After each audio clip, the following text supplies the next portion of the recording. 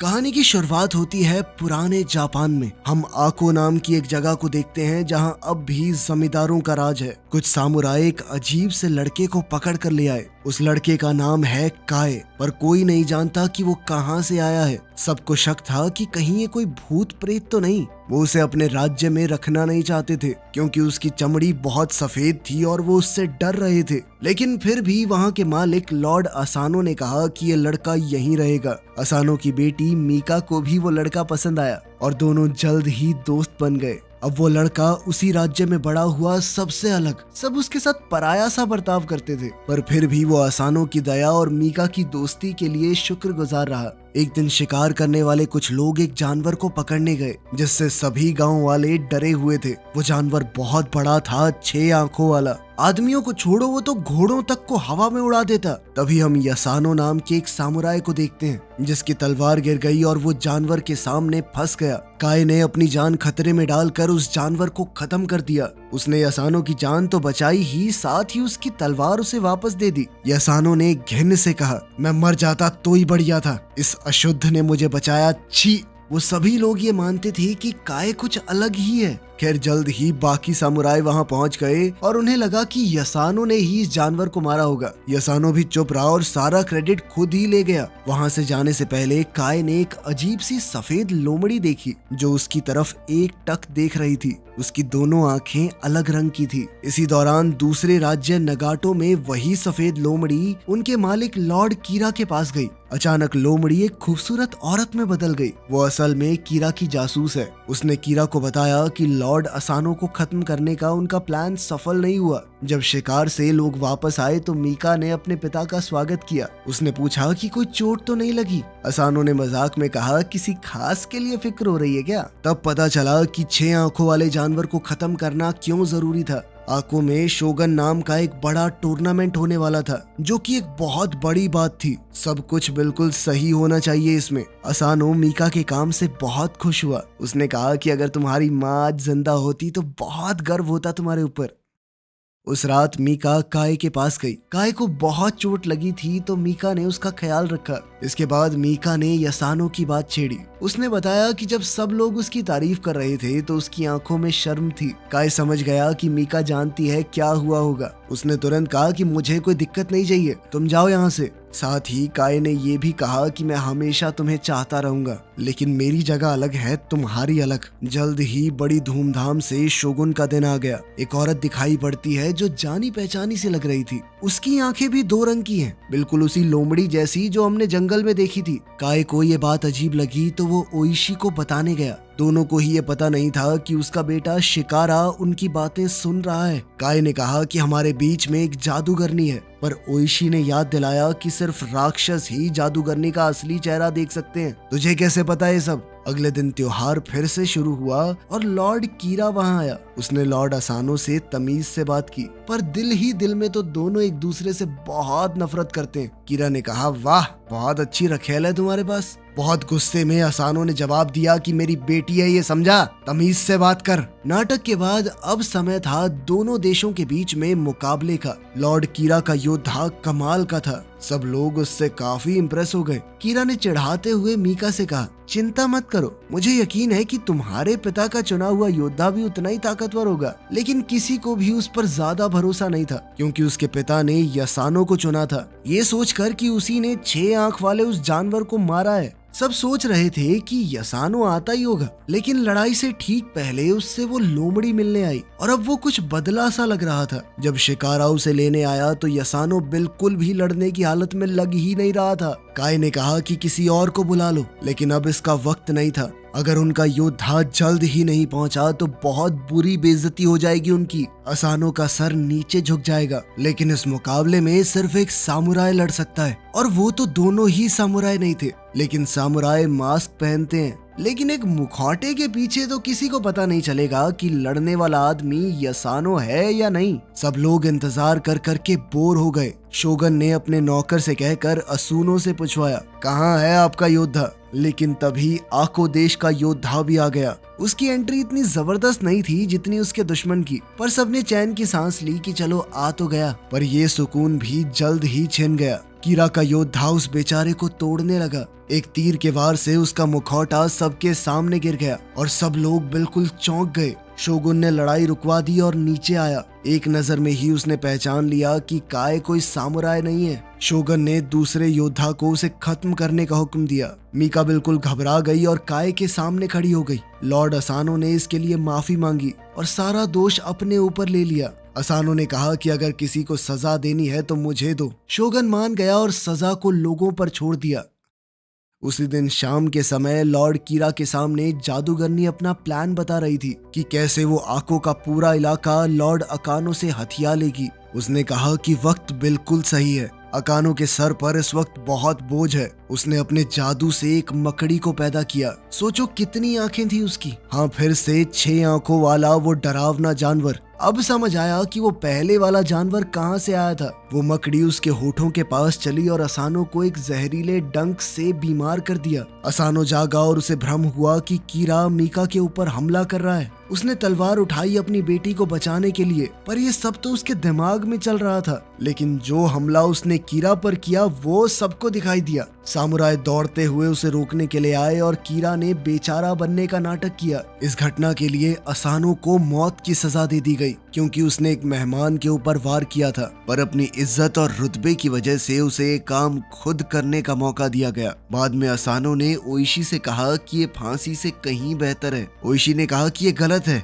आपकी गलती क्या है, आपको वश में किया गया था। पर असानो अब सिर्फ अपने परिवार की इज्जत बचाने के बारे में सोच रहा था। इसके बाद वो मीका से अलविदा कहने चला गया। उसने मीका से कहा कि रोना मत, उन्हें दिखाना मत कि तुम कमजोर पड़ रही हो। फिर वो एक जगह गया ओइशी के साथ। ओइशी ने उसके लिए तलवार साफ की। काय अभी भी अपने घाव से उभर रहा था, लेकिन बाकी सब वहीं मौजूद थे और उन्होंने असानो का अंत देखा। सामुराई उसकी मौत का बदला लेना चाहते थे। ओइशी ने कहा कि अगर अब लड़ाई शुरू हुई तो उनके पूरे इलाके में लोग खतरे में पड़ जाएंगे। सिर्फ योद्धा नहीं बल्कि किसान और गांव वाले भी। योद्धाओं का पहला फर्ज होता है बाकियों के बारे में सोचना। मीका ने शोगुन से कहा कि असानो की इकलौती बेटी होने के नाते वो ही इस पूरे इलाके को संभालेगी जब तक उसकी शादी नहीं होती। पर वो नहीं जानती थी कि सब कुछ तो पहले ही तय हो गया है। अब से लॉर्ड कीरा ही एको के इलाके का मालिक है। मीका को शोक मनाने के लिए 1 साल दे दिया गया। उसके बाद उसकी शादी कीरा से कर दी जाएगी। ओइशी और असानो के बाकी फौजियों के लिए शोगुन ने ऐलान किया कि अब वो सामुराई नहीं रहे,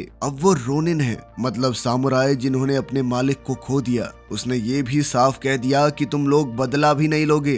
कीरा ने पावर में आते ही सबसे पहला काम ये किया कि रोनिन को अपनी जमीन से निकाल दिया। उसने कहा कि कोई रोनिन वहां मिला तो उसे मार दिया जाएगा। मीका ये सुनकर बहुत ज्यादा दुखी हो गई। और अभी सब कुछ खत्म कहाँ हुआ था। काय को एक रस्सी से खींचकर वहां लाया गया। कीरा ने अपनी होने वाली पत्नी से कहा कि उसे एक आखिरी बार देख ले, क्योंकि अब वो उसे कभी नहीं देख पाएगी। फिर उसने अपने एक आदमी को बुलाया और कहा कि ओइशी के साथ क्या करना है। उसे ओइशी पर बिल्कुल भरोसा नहीं था, जिस वजह से उसे जेल में फेंक दिया गया। वो पूरे 1 साल तक वहां पड़ा रहा।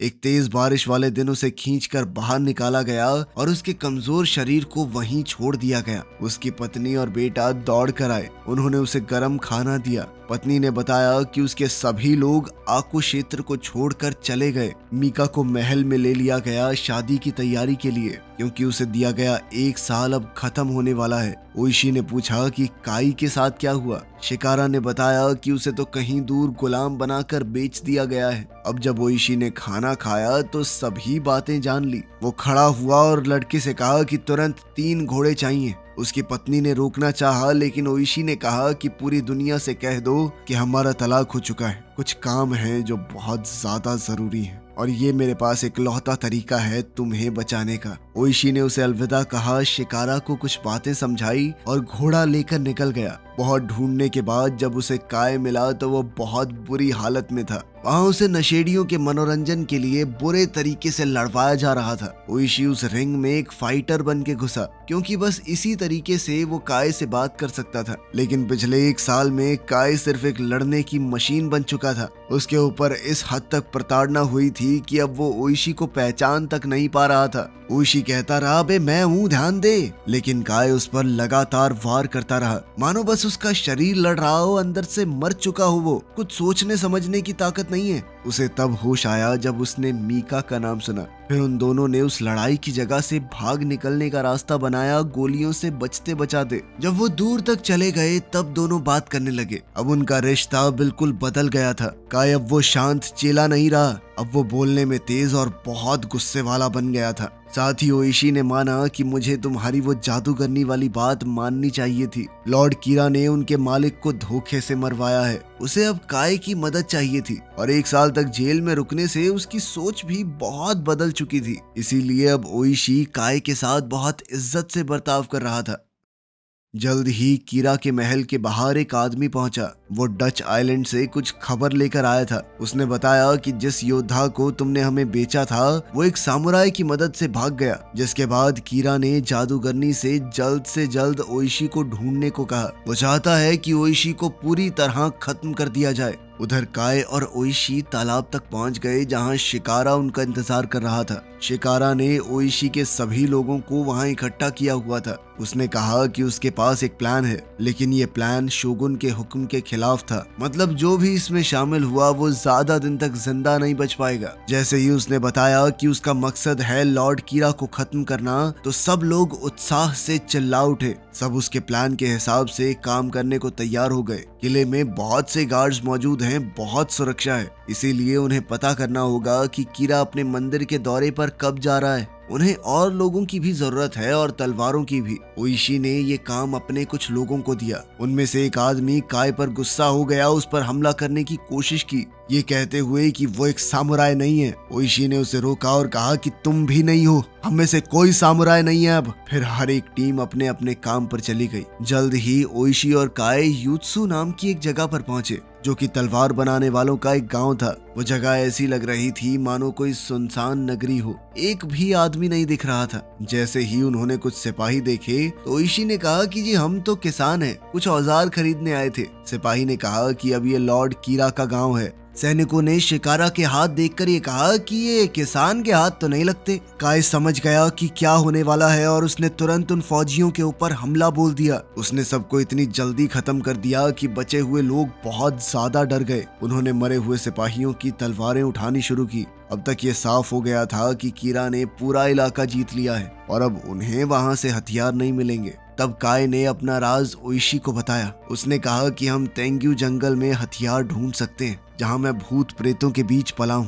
उसने कसम भी खाई कि वो कभी उनका दिया हुआ जादू इस्तेमाल नहीं करेगा। ओइशी को उसकी भूत प्रेतों वाली बातें पसंद नहीं आई, लेकिन उसके पास कोई दूसरा चारा भी नहीं था। बदला तो उसे किसी भी हाल में लेना था। तभी उनका एक आदमी लॉर्ड कीरा के अगले दौरे की जानकारी लेकर आया, लेकिन अचानक वो एक सुंदर लड़की से मिला और उधर ही उलझ गया। उसकी आंखें बहुत अलग थी। उसने पूछा, तुम्हारा नाम क्या है? उधर ओइशी के लोग संभल कर जंगल में घुसे। उन्होंने उत्तर दिशा के बारे में पूछा और काई ने कहा कि वहां भूत हैं। इसके बाद ओइशी और काई एक अंधेरी गुफा में घुस गए, जबकि बाकी लोग बाहर ही रुके हुए थे। अगर बहुत से लोग एक साथ गए तो भूत प्रेत नाराज हो जाते हैं। काय ने ओइशी को कहा कि कुछ भी हो जाए लेकिन अपनी तलवार मत निकालना, ध्यान रखना चाहे कुछ भी हो जाए। उधर गुफा के बाहर खड़े रोनिन आपस में बातचीत करने लगे। वो ये समझ नहीं पा रहे थे कि आखिर ओइशी को काय के ऊपर इतना भरोसा क्यों है। थोड़ी बातचीत के बाद उन्होंने फैसला लिया कि हमें काय के ऊपर भरोसा नहीं है। अगर उसने अंदर ले जाकर ओइशी को मरवा दिया तो।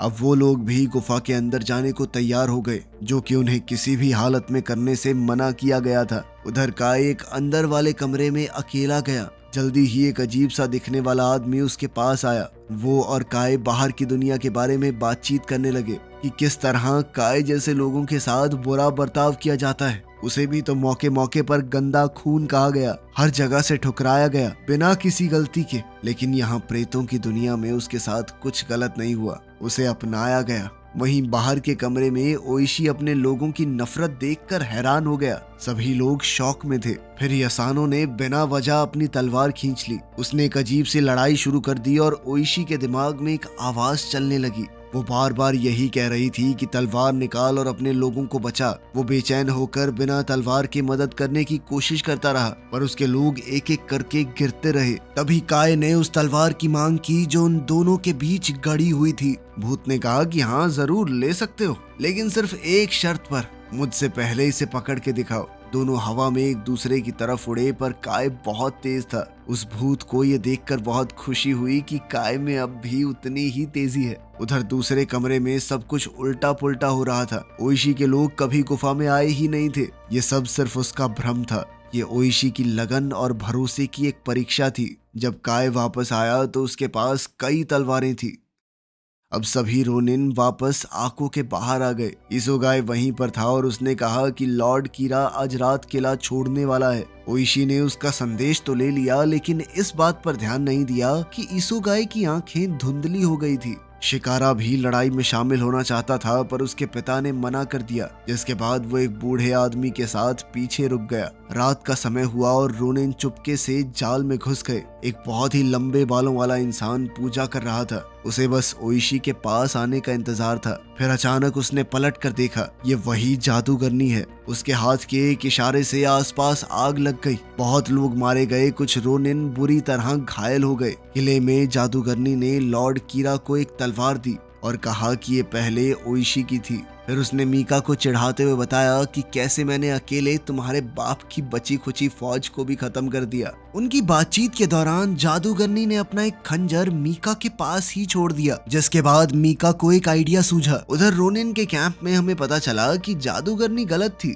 हाँ, बहुत लोग घायल हुए थे, पर ज्यादातर बच गए। ओइशी ने माना कि मेरी गलती है, हमें इतना इंतजार नहीं करना चाहिए था। हमें अब तुरंत बदला लेना होगा, चाहे हार हो चाहे जीत। अगर वो मरेंगे तो भी इज्जत के साथ। तभी काय ने कहा कि हम अभी भी शुरू किया हुआ काम खत्म कर सकते हैं। अब जब वो हमला करेंगे तो उन्हें बहुत बड़ा फायदा मिलेगा, क्योंकि कीरा को लगता है कि वो सब मर चुके हैं और सुबह ही उन्हें हमला करने का एक और मौका मिल गया। काय ने वहां से जाते हुए नाटक करने वालों के एक ग्रुप को पहचान लिया। उनकी टीम पहले भी इस इलाके में नाटक कर चुकी थी। जब उन्हें रोका गया तो कलाकारों ने कहा कि हम लॉर्ड कीरा की शादी में खेल दिखाने जा रहे हैं, जिसके बाद सभी रोनिन्स ने एक नया प्लान बनाना शुरू किया और उन्हें इस बात का भी पूरा यकीन था कि संभावना है हम वापस नहीं आएंगे। और ये बात भी वो अच्छे से जानते थे कि ये कितना खतरनाक है। हो सकता है उनकी जान भी चली जाए। उन्होंने अपनी एक कहानी लिखकर तैयार की ताकि अगली पीढ़ी को पता रहे कि उन्होंने क्या किया और क्यों। सबने उसके ऊपर साइन किया, काय ने भी। अब वो उनके बीच पराया नहीं था। यसानो ने भी सबके सामने बताया कि उस 6 आंख वाले जानवर को काय ने मारा था, मैंने नहीं। थोड़ा देर से ही सही, पर चलो उसने माफी तो मांगी। साथ ही उसने बताया कि सामुराई हमेशा 2 तलवार रखते हैं और उसने काय को दूसरी तलवार दे दी। रात के समय अब एक बहुत बड़ा कार्यक्रम शुरू होने वाला था। कीरा का किला बहुत ज्यादा सिपाहियों से भरा हुआ था। उन्होंने नाटक मंडली को दरवाजे से अंदर जाने दिया, लेकिन किसी का ध्यान नहीं गया कि काय और ओशी उनके बीच में ही छुपकर किले के अंदर घुस गए। जल्द ही मीका को शादी के जोड़े में सजाकर कीरा के सामने लाया गया और उन दोनों के बैठते ही नाटक शुरू हो गया। जब सब लोग नाटक देख रहे थे तो इस मौके का फायदा उठाकर सभी रोनिन किले के कोने से ऊपर चढ़ गए और वहां के पहरेदारों को चुपचाप मारने लगे। वो सब धीरे धीरे इतनी सफाई से अपना काम कर रहे थे कि किसी को शक ना हो। वो जैसे ही एक सामुराई को खत्म करते तो उनमें से ही कोई उसकी जगह ऐसे खड़ा हो जाता मानो कुछ हुआ ही ना हो। वहीं सब लोग स्टेज पर आग का खेल देखते हुए खुश हुए, पर अचानक से जादूगरनी को महसूस हुआ कि कुछ तो गड़बड़ है। ओइशी अपना भेष बदल कर वहां मौजूद था। उसने कुछ करतब दिखाने शुरू किए। उधर 3 साथ खड़े सामुराइज को खत्म करते हुए कुछ गड़बड़ हो गई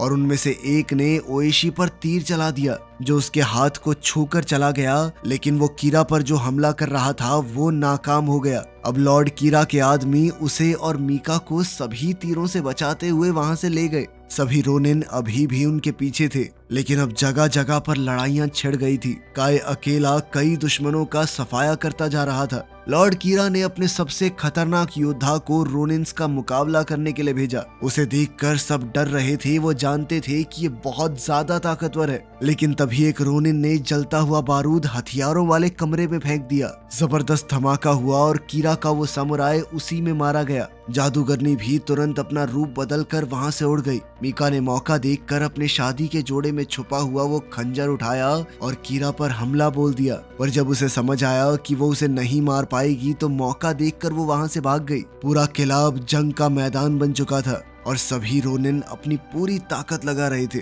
कुछ देर बाद काई और मीका एक दूसरे से मिले। जैसे ही काई ने कहा कि अब कोई हमें अलग नहीं कर सकता, जादूगरनी वापस आ गई। जल्द ही वो अपने जादू से एक बड़े ड्रैगन में बदल गई। लेकिन काय ने कहा कि मैं नहीं डरता तुझसे। उसने काय पर आग से हमला किया, लेकिन उस खास तलवार की मदद से काय ने उसके हर एक हमले को रोक दिया और उस पर लगातार पलटवार करता रहा। उधर ओइशी और कीरा के बीच अब सिर्फ एक पतली सी दीवार बची थी। दोनों ने एक दूसरे पर हमला करते हुए उसे तोड़ दिया। उन दोनों के बीच एक जबरदस्त लड़ाई छिड़ गई। दोनों एक से बढ़कर एक थे। वहीं जादूगरनी से लड़ते हुए काय की तलवार उससे छूट गई। पर जैसे ही वो ड्रैगन मीका पर हमला करने के लिए आगे बढ़ा तो काय ने तुरंत अपनी छुपी हुई शक्तियों का इस्तेमाल करके तलवार उठाई और ड्रैगन पर जबरदस्त वार किया। ड्रैगन नीचे गिर पड़ा और धीरे धीरे जादूगरनी में बदलने लगा। ये हमला इतना खतरनाक था कि जादूगरनी ने दम तोड़ दिया। वहीं किले के अंदर ओइशी ने भी कीरा को हरा दिया और आखिर में उसका सर काटकर सबके सामने पहुंचा, इस लड़ाई को हमेशा के लिए खत्म करने। लॉर्ड कीरा के मरते ही उसके सैनिकों ने भी हथियार डाल दिए। फिर सभी 47 रोनिन राजकुमारी मीका के साथ आको वापस आए। उन्होंने असानों की कब्र पर जाकर उनकी तलवार रखी और ओइशी ने कहा कि अब बदला पूरा हुआ। आखिर में राजकुमारी ने भी काय से अपने प्यार का इजहार किया और उन दोनों के बीच मोहब्बत पनपने लगी। वीडियो पसंद आई तो लाइक कर देना, चैनल को सब्सक्राइब कर लेना। मिलते हैं अगली वीडियो में।